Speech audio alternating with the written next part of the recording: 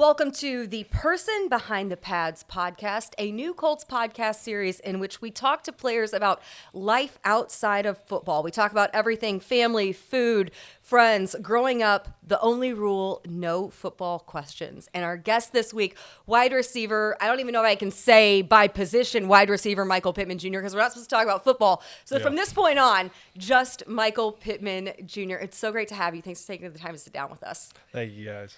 Now, this time of year, a lot of people will see out in front of the complex, there's a huge pond, there's a little golf course. You're probably one of the guys who most frequently takes a little time maybe in the afternoon to go out there, do a little bit of fishing, maybe get with the guys and play golf. But most recently, we have multiple reports that you've taken advantage of seeing other guys out there on the golf course. And when you're maybe pulling out of the parking lot, they get into the backswing, and you don't just honk the horn of your pickup truck. You actually have a very unique sound of your truck. Yes. So I do have a 6-horn train horn kit. I think it's like the Nightmare horn blasters kit. And I like to have fun with it, like I try to catch guys walking in and out, and it works probably 90% of the time. I mean guys will drop their phones, they'll drop what they have in their hands, and it's pretty funny. What initially inspired you to outfit? You have a large pickup truck, like you are tough to miss, but to add to it, the emphasis of being able to throw down the train horn sound on command. Yeah, I honestly, I don't know why I got it. Because it's so obnoxious that I don't ever really use it unless I'm here. So I have it really just to mess with people. Is there anything that other guys, because a lot of guys will customize their cars and different things. Is there anything that anyone else has that you kind of are like, oh man, that's kind of something cool that maybe I would want to add onto my car at some point in time, or on a particular, vehicle at some point?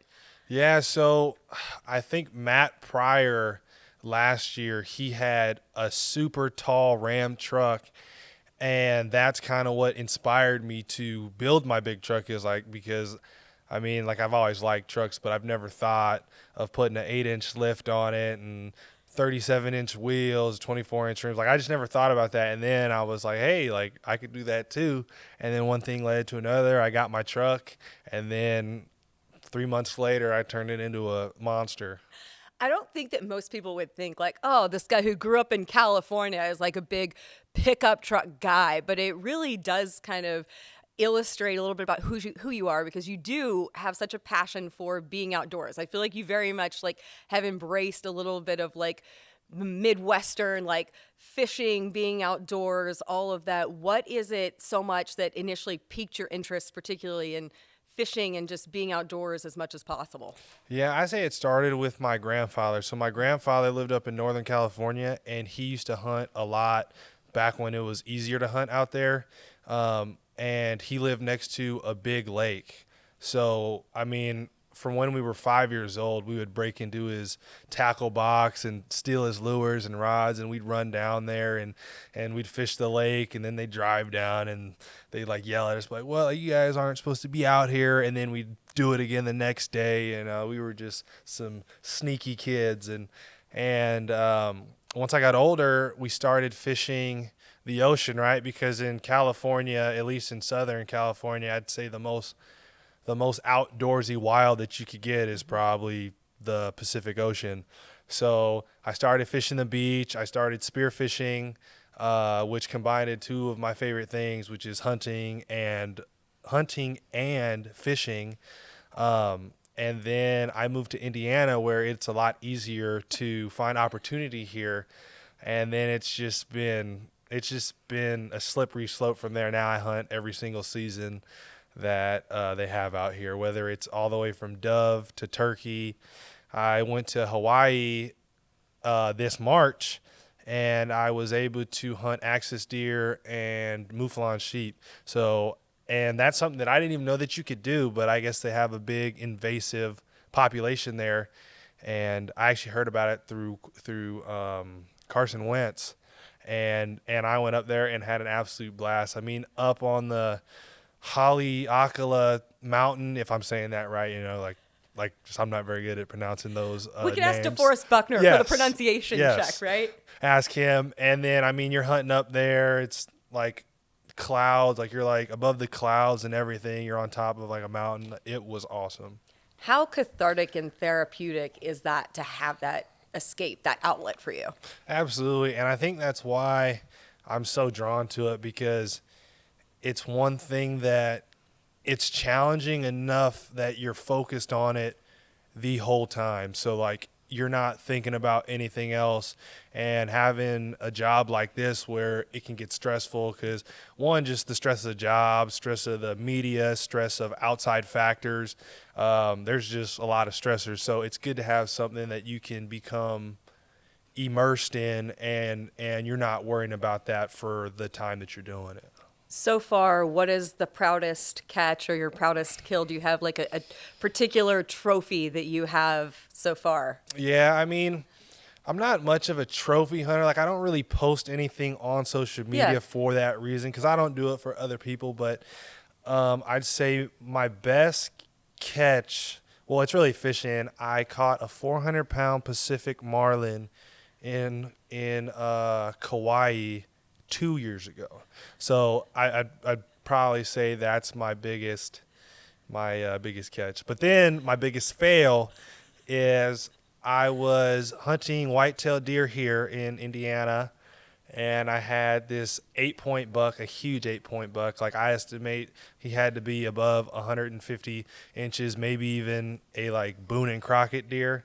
And I missed him. He was through these trees, and I just got so excited that I took the shot, missed him at like 35 yards, and it was the biggest fail of my hunting career so far, and I was devastated. I mean, it hurt me bad, and I didn't end up killing a buck last year, so I went deerless. It's one of those things, though, where the misses make you appreciate the ones that you get later on, right? You get a little bit better. You learn from all of those experiences. Well, another skill that you have picked up in a different aspect, you and your family, you have horses now, and your wife is pregnant, expecting your second child, your first son, this spring. So you've had to literally take the reins of working the horse and doing all of that. What have you had to learn and embrace in this new role?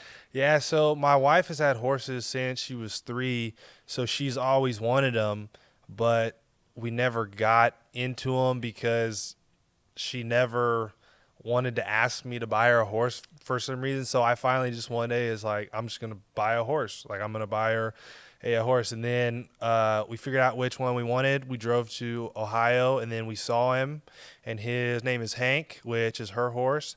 And he's a very well-trained horse. And she can't ride him right now because she is pregnant, right? I don't want her to fall off or anything.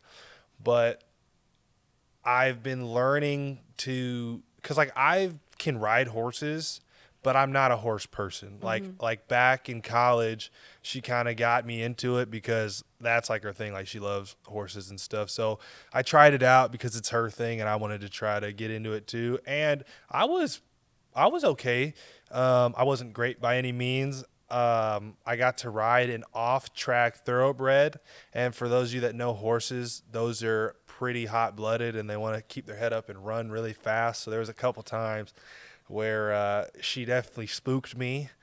But now I just work the horse. I just have this lunge rope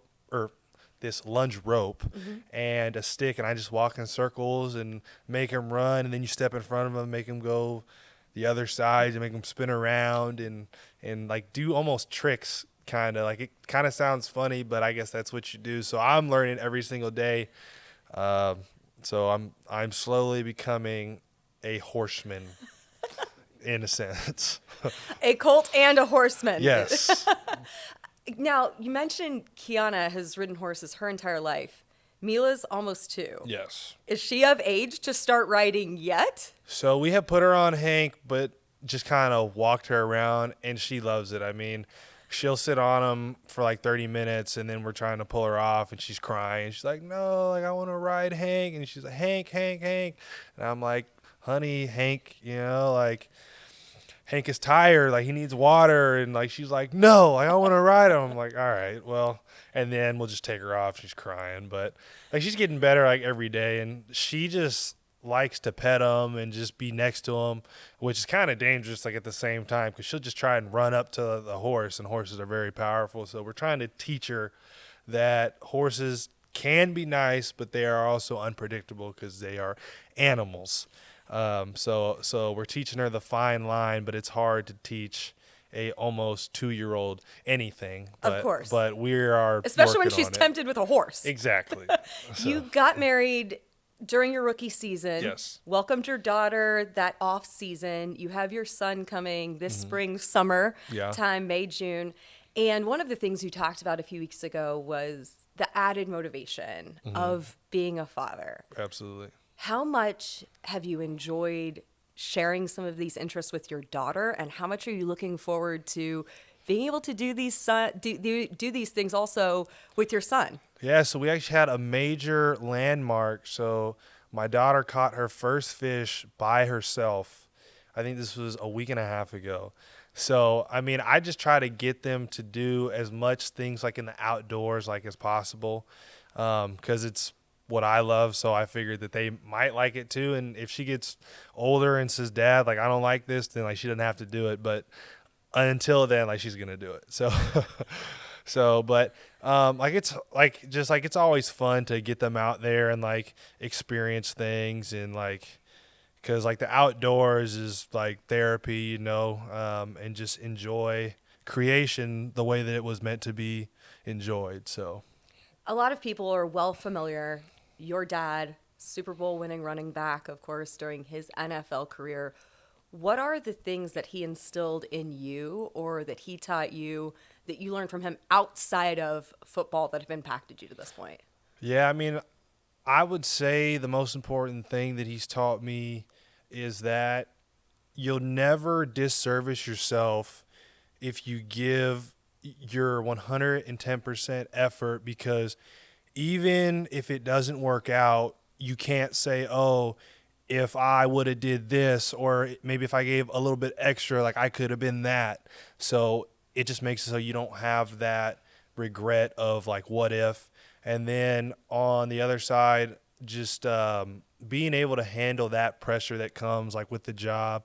I feel like the better player you are, the more adversity you face in terms of like media and stuff, because you get more coverage, you're talked about more, and people talk about the best players in like negative ways. Like you could go find people that say LeBron's not good, or Kobe wasn't good, or Michael Jordan. You know what I'm saying? Like you could just go find that anywhere. So just learning to deal with that like from a early age. Back in high school, because once you start to get a little bit of hype around your name, like, hey, this kid's kind of good, you always have somebody like, no, he sucks. You know what I'm saying? Oh no, they're not good.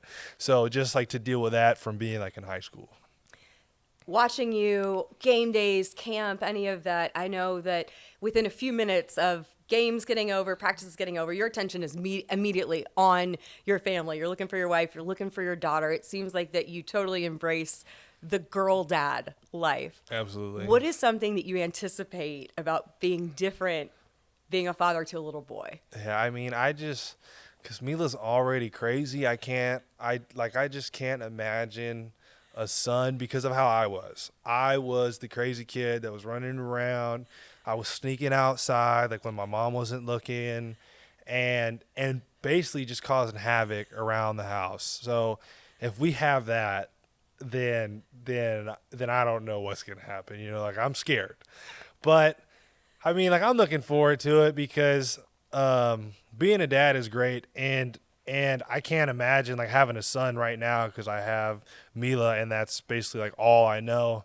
And it's funny, because before I had Mila, like I thought that I had to have a son. Like I was like, I have to have a son, because I don't know, I'm some football player. I got to have another football player. But then after having Mila, like I was like, you know what? Like, just like, I don't need to have a son. Like I could have like 4 girls and like all, I'd be happy, right?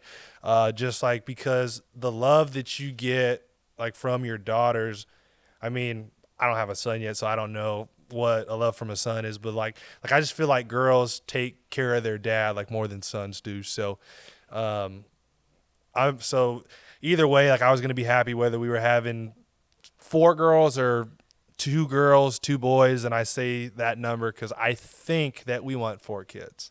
So I think that Philip has rubbed off on me, and I don't want 9, but I think that we want 4. Are you breaking news right here on the podcast? Four kids in the Pittman family. You got the Pittman 6-pack. Yeah, well, right here. Everybody in my family knows it, that like our main goal is 6 kids, but we're just taking it slow. Like we're gonna see how 2 is, and if 2 is manageable, then we'll go to 3, and then once we're at 3, we might as well go 4. You mentioned Philip. Any advice that you got from Philip Rivers about parenting? No, but I actually should hit him back up because when he was on the team, I wasn't even a parent yet. You know, I was still working towards being a parent. But I talked to Aaron Burrill, who has 4 kids, and I just straight up asked him, like, hey, like, do you regret having 4 kids? And he said no. Like, he just didn't even think about it, didn't like, oh, maybe if we, no, like, he was like, no, like, just like, I love having all of them.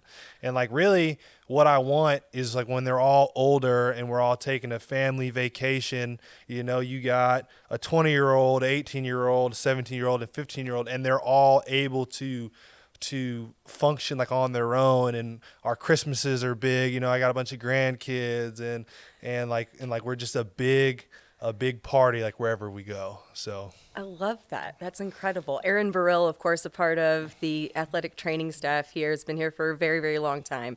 Okay, you have a lot coming up over the course of the off season. You're going to welcome your son. You're going to hunt. You're going to fish. Anything in particular that you're really looking forward to over the spring or the summer when you get a little bit of that downtime? I'm trying to think.